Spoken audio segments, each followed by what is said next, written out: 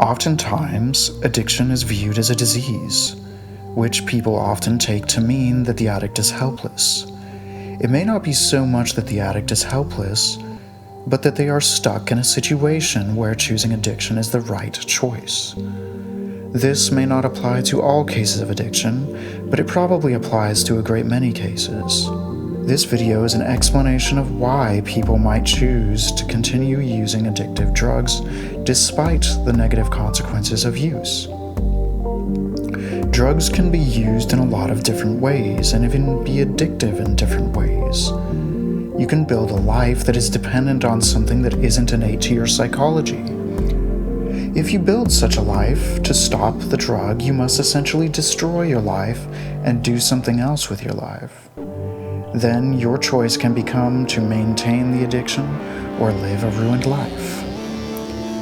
This is most obvious in the case of stimulants and opioids, which could be seen as performance enhancers in some ways. These drugs often provide an actual utility to one's life. Stimulants give motivation to do tasks that don't provide enough motivation to produce an action. The risk of using stimulants is that you can build a life in which you have a responsibility to constantly engage in such tasks, and then your ability to have motivation to do these tasks depends on the use of the drug. Opioids allow one to embrace induced suffering and conflicts beyond one's ordinary capacity. The risk of using opioids is in building a life in which you frequently embrace conflicts that you would not normally be able to handle. Your ability to maintain your life becomes dependent on the consumption of the drug. The darker side of the performance enhancement provided by these drugs comes when you are increasingly able to cope with the social side effects that occur because of the drug use. As you could imagine, this opens the doors to total ethical derangement. One could use drugs to numb the pain of hurting others, though I actually suspect that people's values are not totally offline in most cases of drug use or maybe even addiction. We often see unempathetic and inconsiderate behaviors from those who use drugs heavily, but we also see non-users having a deficit of empathy for users that isn't dependent on the ingestion of any drug, but is closer in mechanism to political polarization. The stigma associated with drug use may produce such polarization and may even drive antisocial behaviors of users and non-users towards each other. Not to mention, to become a user often means being already outcast from society or else committing yourself to acquire social hate due to the ever-present stigma. Some users may fall into the behavioral memes associated with addicts due to the confirmation bias and stereotypes. Just believing in the meme that addiction makes one disregard their values might make users justify misbehavior by blaming the drug for their actions. In order to understand addiction, this idea that it isn't only some arbitrary compulsion that must be maintained, but also one's actual lifestyle is important. No one really talks about it, but the addict might actually lose their job if they were to stop using drugs. The choice to go sober could ruin their lives. In this case, the choice to continue using the drug may actually be the best choice that the addict can make. Life without the drug could become too difficult, particularly if that life was created while on the drug. Even when one's drug has negative consequences, stopping could be even more problematic. For those of you who are using coffee to perform at your job on a daily basis, you might actually understand the difficulty of suddenly ceasing use. Even if one's life wasn't built while on drugs, the existence of tolerance to the drug can lead one into seemingly inescapable situations.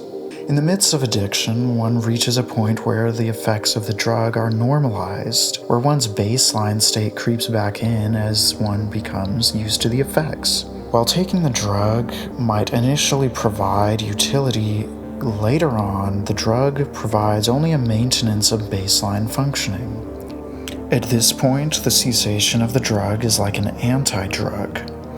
The effects and the associated utility are also reversed. Stopping the drug is a performance diminisher. This essentially means that addictive drugs that provide utility in daily life only provide a window of opportunity for which an individual could potentially successfully use the drug as a performance enhancer. It might even be possible to become responsibly addicted to drugs if one has a dedicated time span to allow themselves to quit without repercussions. Whether or not this is practical is debatable and would likely have to be studied in detail. Due to the stigma, someone who uses a drug and becomes an addict cannot go to their boss and explain the situation and then ask for time off to recover. The same goes for personal responsibilities set by the individual's social network, or school or family, and so on. Addiction could be far more solvable if we actually address this problem. Stigma is one of the factors maintaining people's addictions.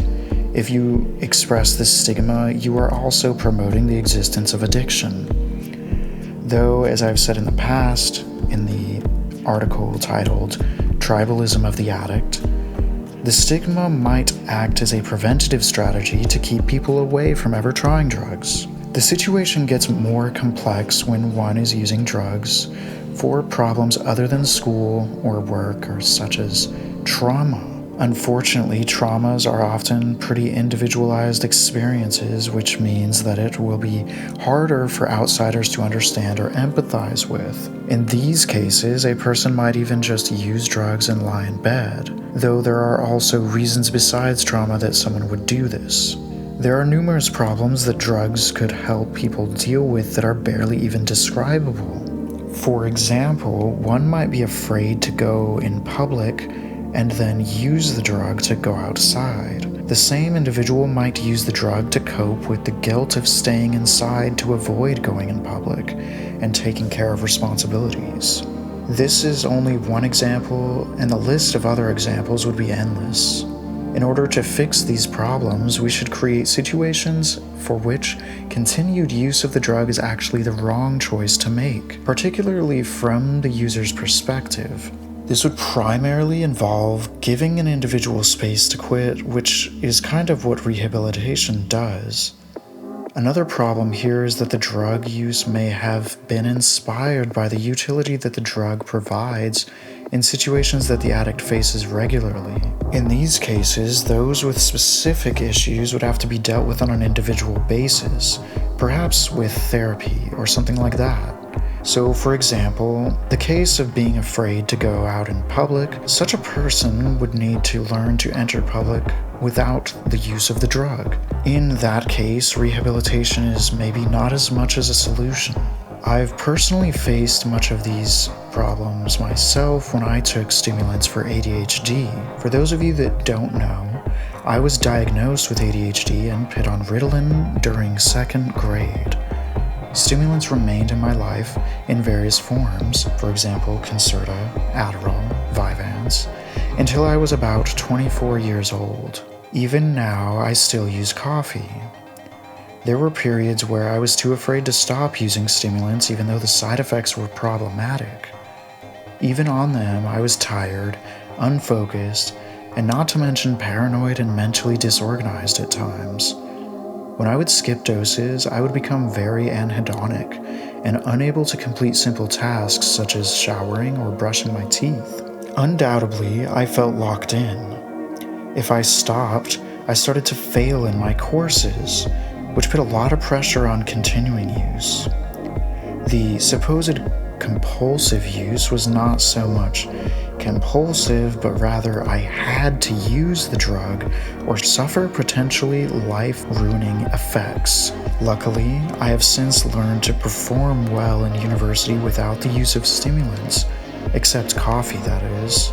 And now my grades are even better than when I use stimulants. Though, it is important to note that this narrative I've just presented is a grand oversimplification, and there were many other variables at play with my performance in school. Hopefully this was useful in understanding addiction and why it isn't merely a chemical compulsion. Many people have a lot at stake when it comes to stopping drugs. So that's it for this video, and as I've said in previous videos, if you'd like to support these projects, join the Patreon. And I also have recently completed a book called the Psychonet that's about AI and utilizes AI-generated art to depict the scenes in the story. If that's something that sounds interesting, then check that out in the description.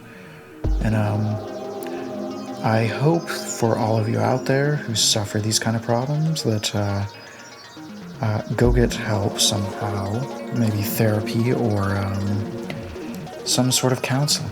And yeah, hope y'all have a good day. Goodbye.